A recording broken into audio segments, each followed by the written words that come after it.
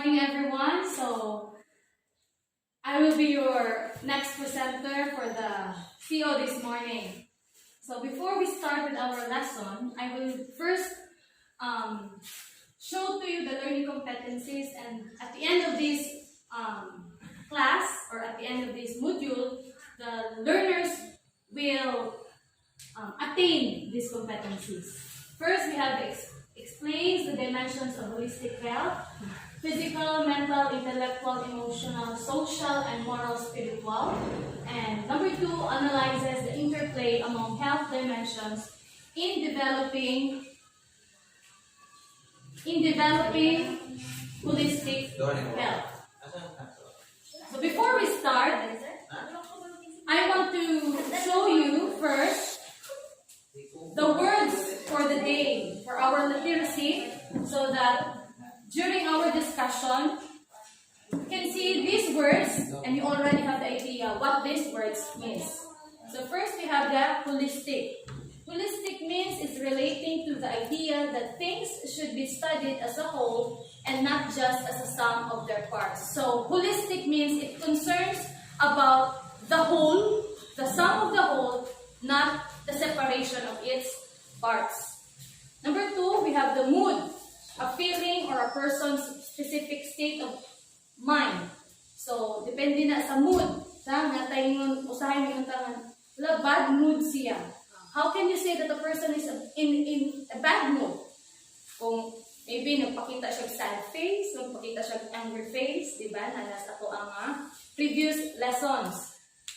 And then, hazards, a source of danger.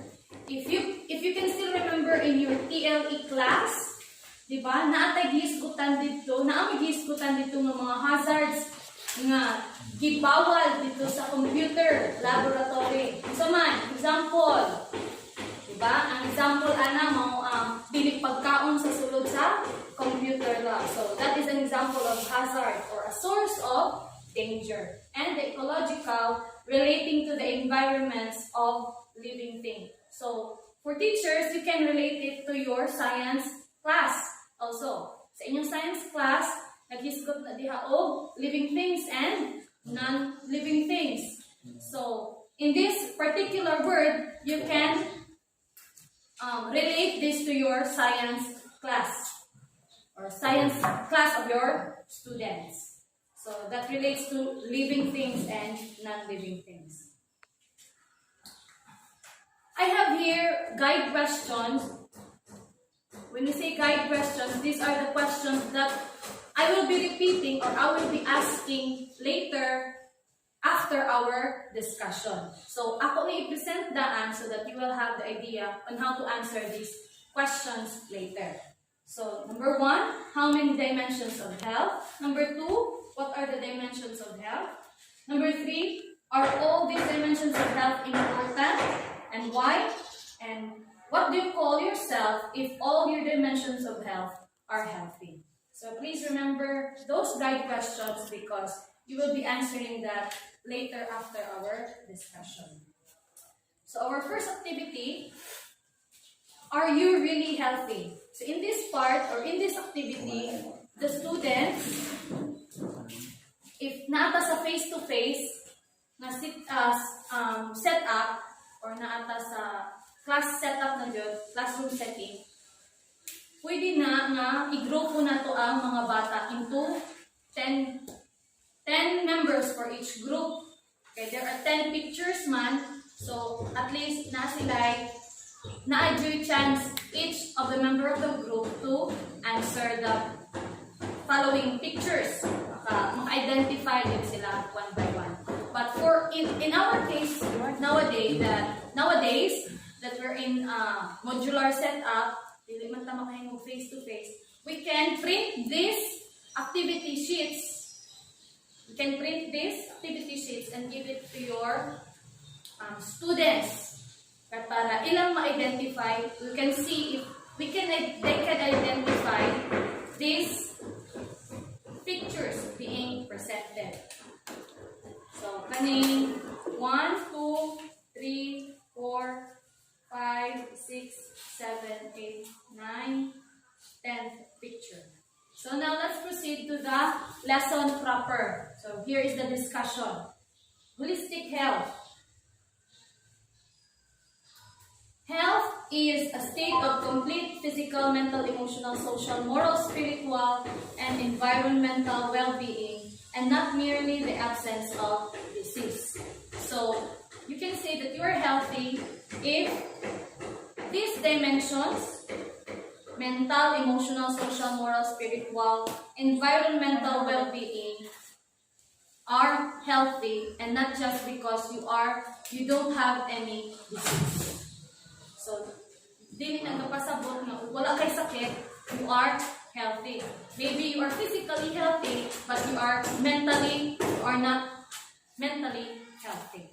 So, here are the 6 dimensions of health.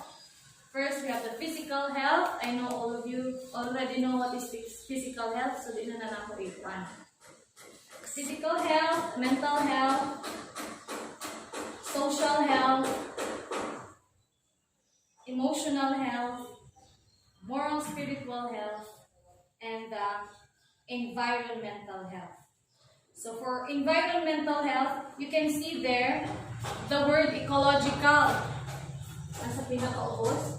You can repeat what you have unlocked a while ago sa inyong word for the day para ma-instill yun sa una-una sa bata. Muna yung meaning sa ecological. So, when you read the definition of environmental health and you run into the word ecological, you repeat what you have unlocked during the first part of the lesson para ma-instill sa mga bata kung saan lesson. So, ecological means sa ganito,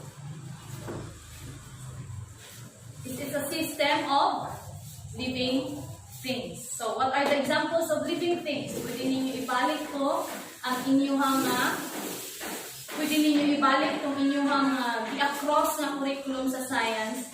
What are the living things and what are the non-living things? So that the students can identify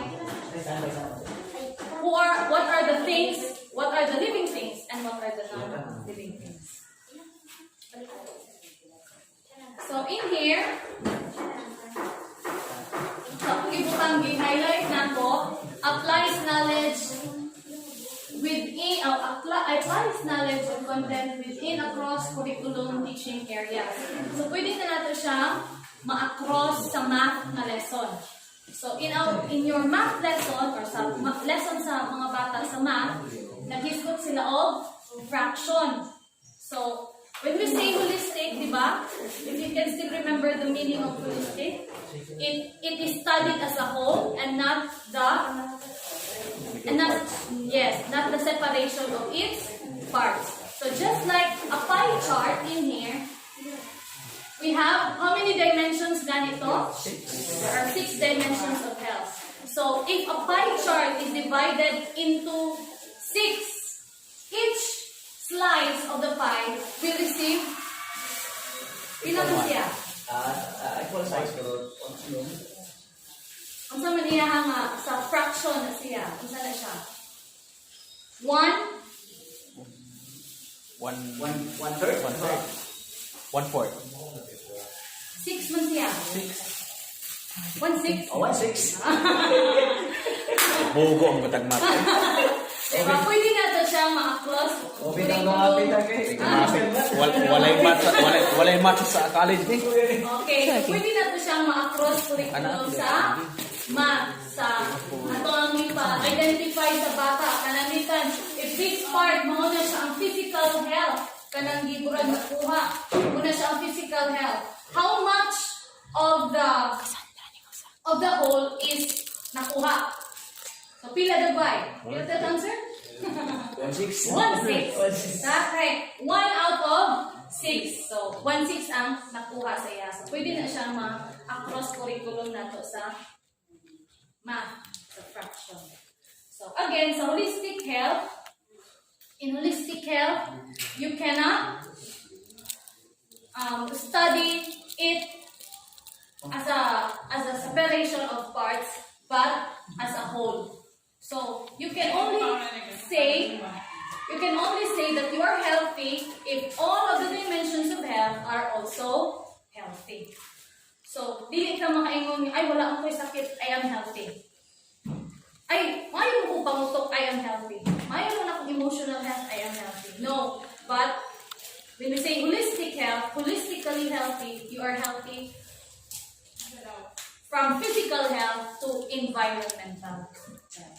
So I will bring you back to the questions that I have presented a while ago. So how many dimensions of health? Six. What are the dimensions of health? We have the physical health, mental, social, emotional, moral, spiritual, and environmental health. So, muna to sa, can you name all the different dimensions of health? And are all these dimensions of health important? Yes. Why? Because, ano na ba importante ang tanang na dimensions of health? Because you will not be called healthy or holistically healthy If you lack one. if you miss or you lack one dimension of health. Klaro ba? And what do you call yourself if all your dimensions of health is healthy? Holistic. Say wala pa. Holistically Healthy. healthy. Okay. So in our performance task, for the performance task, be your own star. So according to the talents that you are good at, group yourselves by 3 and create a presentation with the use or with the idea of being emotionally healthy, physically healthy, mentally healthy, socially healthy, emotionally healthy, moral, spiritually healthy, and choose one among the 5 performance tasks. So in our case, in this setup, akong gi-set man guni as classroom setting. Okay, moy akong paguna-una ng classroom setting. So kinahanglan nato nga ikuan ko siya nga ako'y dili nataron sa situation or sa circumstances nga dili ta pwede maka face to face. So in this part, pwede tang makahatag ko nila og ano man.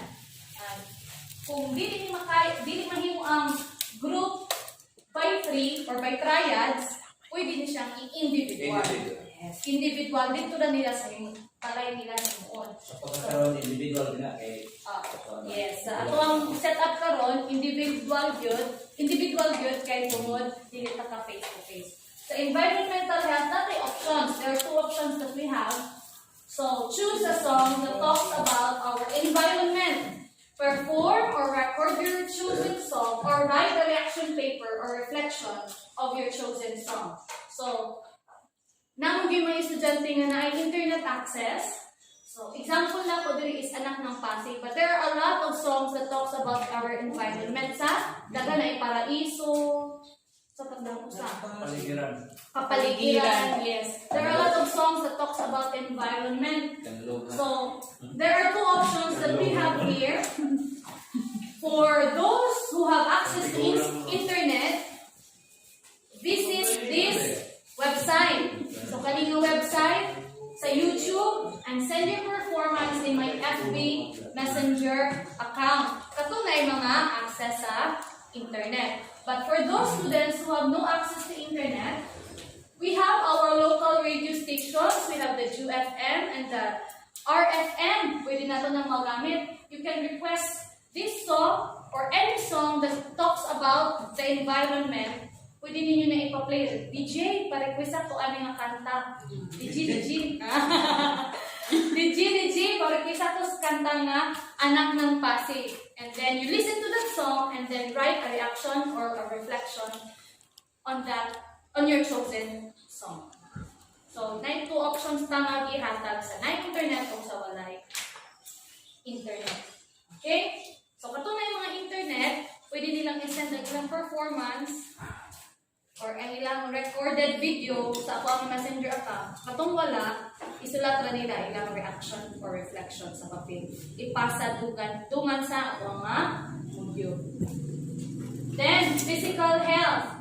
The same happen, choreograph a 4-minute dance presentation using your knowledge and understanding that dancing is a form of exercise. And exercising is one way to be physically healthy. For those who have access to internet, visit YouTube, this website, and send your performances in my FB Messenger. For those who have not, request in your local radio stations the Nestle Wellness 2021. Naani siya nga Nestle Wellness 2021. Pwede na ninyong i-request sa yung mga local radio stations and then choreograph a dance routine because we believe and it is stated that dancing is also a form of exercise so that we can achieve the physical health. Okay, then for the mental health, ato ni Kisalayon. Choose or make a mind game that will test the mental abilities. So, example sa question. If a plane crashes right on the border between Canada and the United States, where should we bury the survivors? No? Why? You cannot turn the survivor ko na. Yes, very good. Healthy and mental health. Naay makuha na, sana ay masaya po sa hain na, aso tuod sa Canada or sa United States? Pero wala nilang ginantaw. Survivors na siya. So, hindi siya kinahanglan niya. Inubong kay survivors na siya. Pwede man, pero magkihaan na sila. Murder. Magkihaan sila murder. Okay, so, again, for those who have access to internet, you can visit this website and send your mind game and the answers of this mind game to my messenger account. And for those who have not, I have here prepared answer sheets, activity sheets that will be given to you so that you can answer it in your home and return it with your notebooks in your module. Sige, number 1 to na yan, ha? Which word would you use if you needed to describe a person who doesn't have all their fingers on one hand? What's your answer? Good question. Which word or what word would you use if you needed to describe a person who doesn't have all their fingers on one hand? Evil? Person. Uminawa lang tao pag ay basaha. Again, what word would you use if you needed to describe a person who doesn't have all their fingers on one hand? All the fingers. All the fingers in one hand. Deeper siya sa yung physical dimension na. Okay na. So, mind games ka pa na? Mind game niya ba na siya? The answer is normal. So, di ba kita lang yung fingers nasa sa kakamot? Kaya mo sa kakamot. Yes. So normal is the exact and the correct answer. Number 2. Mrs. Brownie, despite her name, loves the color pink. Her bungalow is decorated entirely in the bubblegum color. Pink, carpet, furniture, curtains, even the walls are pink. So what color do you imagine the stairs are? Wala. Kay? Bungalow man. Yes, very good. Correct answer. Wala siya. Stairs kay bungalow ma. One level naman na siya. Asa siya? One story. Kasi na yan, Wala siya dulce di ba? Or snack ba po niya? Okay. Number 3. Ano ba na eh? One day, a man got caught in the pouring rain. Unfortunately, he had no umbrella or hat or anything else he could use to stay dry. Yet, not a single hair on his head got wet. How so? Ako na sa katao, mga bisag ka ulan, gusto kayo ulan, wala yung usa ka buhok. Upa man siya. Jamay! Very good! Tapos, biscuit ang nangyari yung tao. Kaya ma ang yagi. Marcel. Yes. Recorded naman. No hair is wet. No, not a single hair is wet. It's because wala siya buhok. He is a bald man. Punta kung kisang tawa na tayo. Pumunta na to yun. Sisik ko na yun. Sisik ko. Okay. In some months there are 31 days. In other there are 30. How many days? How many months have 28 days? How many months? How many?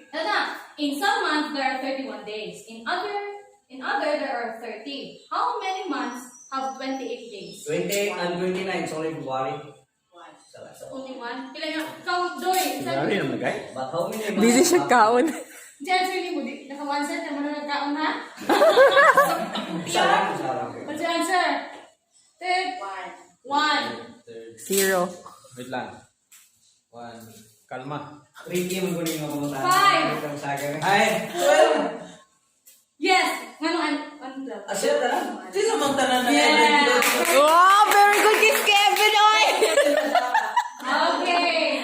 28 na lang yung months na ay 28 days. Not just on the February. So, ito muna magbudayo sa sector. Oh, pero ang napangtana ako na to, how many months have only 28 days? Kasi one. February lang. Ah. Wa may one. A tricky question nga. One jud. At times ko no, kinahanglan tanga mo answer yung mga ingon ani para at least ma-activate ang ato ang mga nagkatulog ng mga brain cells. And then,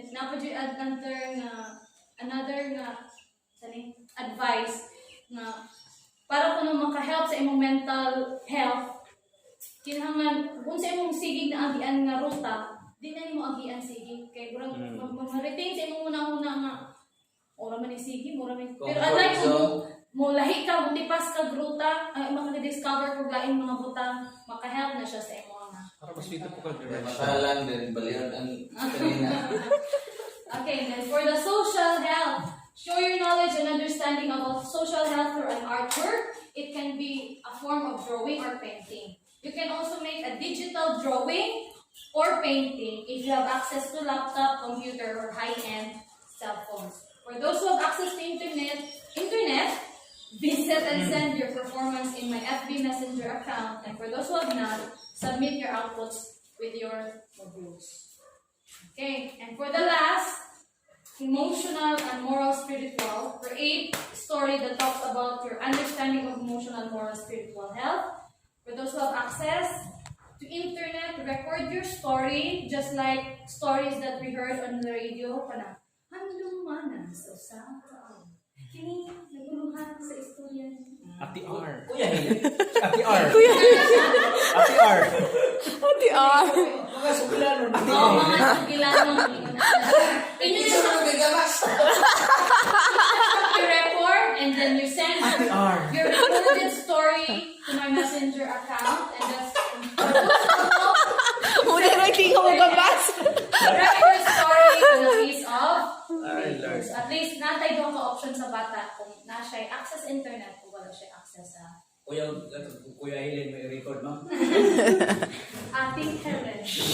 Si Mindro, gabas. And then, naput tayo assessment. Here are some of the, pakita ko yung activity sheets nga, pwede na itong ipadala sa bata para natay 2 options sa mga bata nga wala internet or nasa lisod nga mga lugar. At yapon sila activity and we can still able to check their activities ilabangi trabaho. Pwede natin ipanghatag sa ang mga Ang activity, ma'am, general na sila. Ang pangkuha na sila, paano na sila. Yes, nasa option. Pag-action ng mga. Ang activity nga gihatag nato is general, pero ang options natin different options nga pwedeng maka-cater sa lahat nga needs. And then we also have here ako yung giprintaan. And also I have printed rubrics so that students will be guided. Pwede po natin may panghatag sa ato ang mga estudyante at least na ay guided ang atong mga students na kung saan sila pag-rate sa teachers. Or sila mismo makarate na silang kaugalingon niya. Ay, tanan niya, contents ato related mas ang mga topics. So, 10 siguro po ano. So, ma-check na niya mismo siyang kaugalingon para makakuha siya dyan sa taas-taas nga grade. And I have here also printed. Nakabidyo ka. Edit na. Summative test or one. Recorded mo ganit ng napay supra din hang pagkaon.